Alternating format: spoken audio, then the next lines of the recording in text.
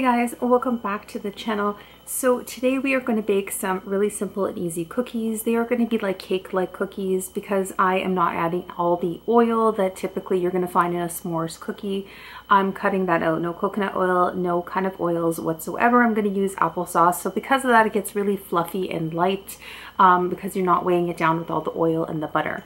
So if you're okay with a fluffy cookie, then you're going to like these cookies. If you like that crispy, crunchy kind of cookie, you're not going to like these ones, so don't even make them. But yeah, they're kind of like cake-like, and I really like it because I like it to, you know, be soft, and I can have it with like a cup of tea or, you know, some coffee. Really delicious, really easy, and, you know, very simple ingredients, of course. So most of these ingredients you're going to be able to find, or you can substitute, which is really important to me because it's really hard to find certain ingredients sometimes, and I don't want you guys going from shop to shop trying to find it. So you can definitely substitute things, and I'll show you guys in the video what I mean by that. But yeah, you can substitute flours and milk and whatever it is that you need to find an alternative for. You can still make them, and yeah, it doesn't require that much fuss, of course, because I'm making them and we're fuss free here.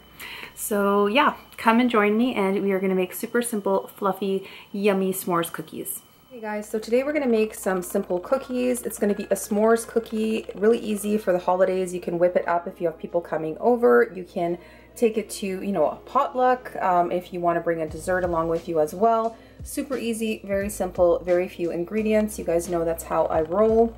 So I'm just going to run through the ingredients, and that way you guys can see how very, very simple this recipe really is. So over here I have flour, and I have an all-purpose baking flour that's unbleached. This is what was on sale because flour has been super, super expensive. I prefer to use my oats, and I just grind that down to a flour, but again, I haven't been able to find any at a reasonable price. So I'm gonna look again this week, and hopefully I can start grinding my flour again, having that, you know, in stock at home. But if not, I just get whatever is on sale and is available, and that is basically this right now. So it's unbleached flour, and I have 1.5 cups of it in this bowl. And then any plant milk will do. This is just an almond because that's what I had open. Just a regular almond milk, 1/3 of a cup. Baking powder, you're gonna need 1 teaspoon of baking powder, and try to find aluminum free if possible. And then in here I have a flax egg. So what is a flax egg for those of you that don't know? Very simply, it's 1 tablespoon of flax meal mixed with 3 tablespoons of warm water, and it gets thick. And then you just let it sit, you know, for 5 to 10 minutes, and it's gonna get rather thick. And that's what you want to use as your egg substitute, and this is a healthier alternative. So I'm also going to use an alternative for oil, because typically cookies like this are loaded with oil, or it's going to be loaded with butter. Any of those goodies we're not going to use. So we are going to use applesauce as our substitute. So I have a few here just to make sure that I have enough. And yeah, I mean, I need a cup of it. So let's see if that is enough, the 3 packets. If not, I'll have to use another one. This is just an organic snack that we have at home all the time. I also buy it in big containers, and that's unsweetened applesauce. And then pure vanilla extract, you're just gonna need a tiny little bit, just a teaspoon, and that's gonna give a lot of flavor and deliciousness. If you don't have it, it's not necessary. You don't need to stress about it. This is also quite expensive, but it does last a long time. So I have vegan chocolate chunks, 1/3 of a cup here. You can use chocolate chips as well, whatever you find. This is the one that was on sale, so that's what I bought, but it might actually work better for this recipe, to be honest, the chunks. And yeah, very simple. Vegan marshmallows. I just have 1/2 of a cup of those little guys, the mini ones. You can also, sorry, my oven, it's telling me it's preheated. Oh no, it's not the oven. It's my Instant Pot with my rice. Always noises around here, you know. Anyway, so I have 1/2 cup of these marshmallows, and I chose to use the little ones, that way we don't have to cut up the big ones. And these are just vegan marshmallows, and I find them at my health store at Healthy Planet. So I have 3/4 of a cup of sugar. I mix cane and the brown sugar together because I feel like that is the best mix for these cookies, but you can use whatever sugar, even white sugar, if that's what you have on hand. And that is pretty much it, guys. Very, very simple, very easy. I'm just gonna whip this all together, throw it in at 350. and bake up my little cookies.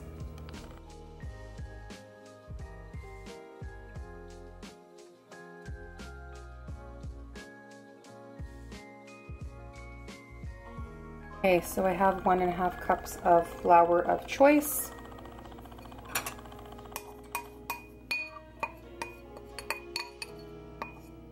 Okay. Gonna go ahead and add the sugar. 3/4 cup of sugar.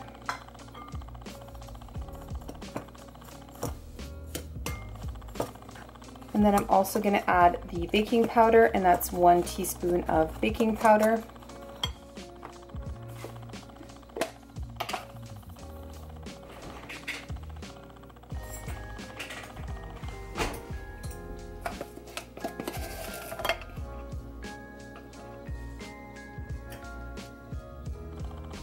Okay, that's done.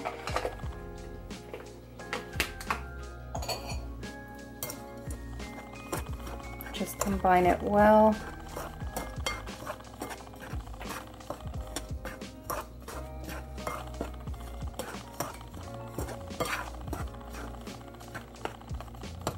I'm going to break down these clumps.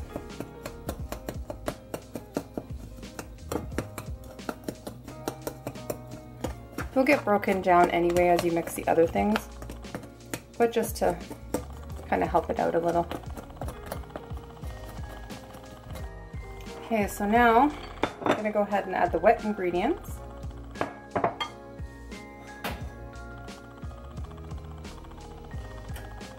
So you're going to add the milk,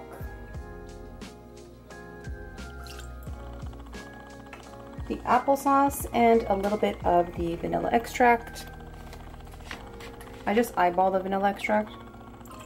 Okay, and now the applesauce and those 3 little containers were actually perfect.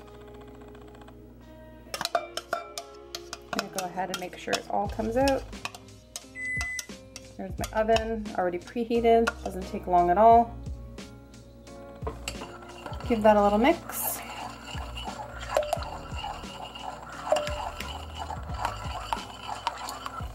We're going to add the flax egg as well. It's very thick.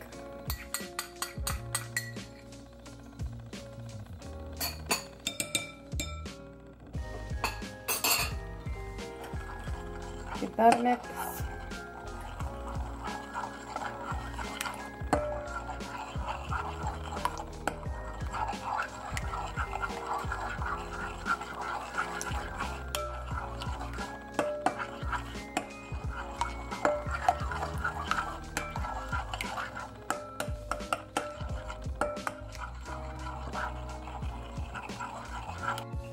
Okay, so now I'm just going to pour the wet ingredients into the dry.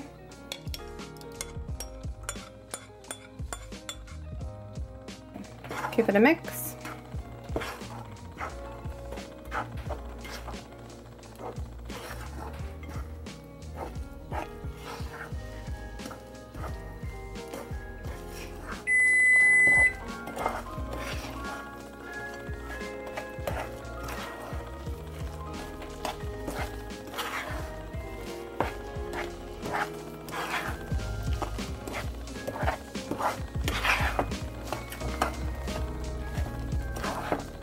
I'm going to go ahead and add the chocolate chips as well, or the chocolate chunks.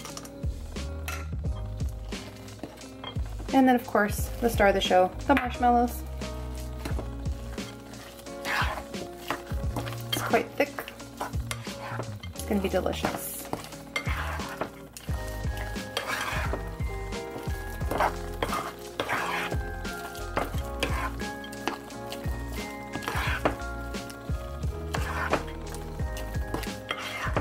You're going to go ahead and get a cookie sheet. You're going to line it with parchment paper or with your silicone sheets and get it ready.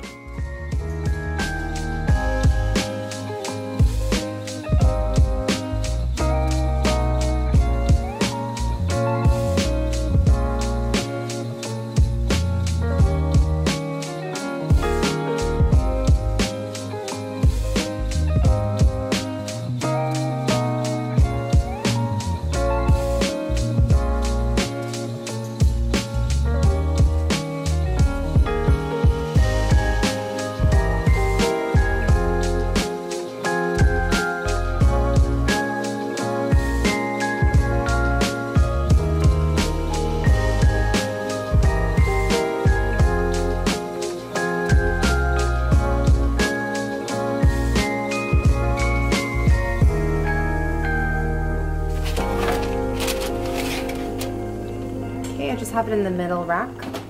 Still more batter, so I have another cookie sheet full of cookies to make, but I'm just going to make one sheet at a time. I could put 2 sheets in, but I do like to cook my cookies in the medium, like the middle, I guess, row. And I feel like they cook better like that, but you can go ahead and add 2 sheets in if you really feel like you need to, or you have 2 smaller sheets that might fit together. But yeah, for my oven, I'm just gonna wait till these ones come out, let them cool, and then add these ones in.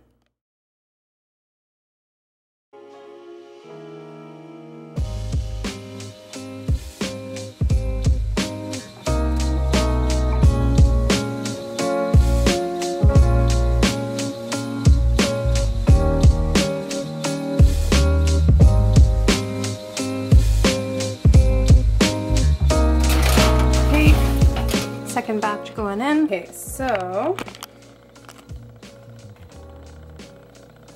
Okay, so these guys are cooling off. As you can see, they are not perfectly shaped, but they are delicious, and I'm not gonna let how they look bother me. Like, this guy's nice. He's nice and round.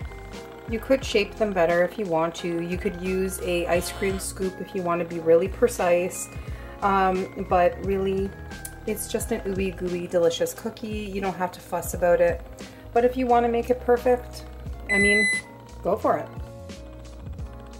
Okay, so these guys cooked for 16 minutes because they are on the bigger side. If you make them smaller, you could probably do like 10 to 12 minutes. You don't have to make them so giant like me because the batter does expand. So you decide on how big you want your cookie and then just adjust your time accordingly. But yeah, the marshmallows just kind of get ooey gooey all over the place, and you're gonna want it to cool off completely before you start taking it off the parchment. Just let it cool down, and that way you can transfer it easy and your cookie's not gonna completely fall apart because it is a softer texture cookie.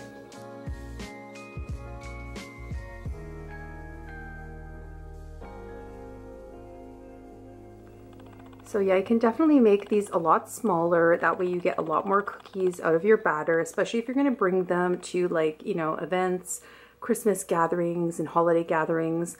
You can probably make them a lot smaller, but for home it's really nice to have, you know, with a cup of tea or coffee, a really delicious ooey gooey larger size cookie. And I really love how they turned out.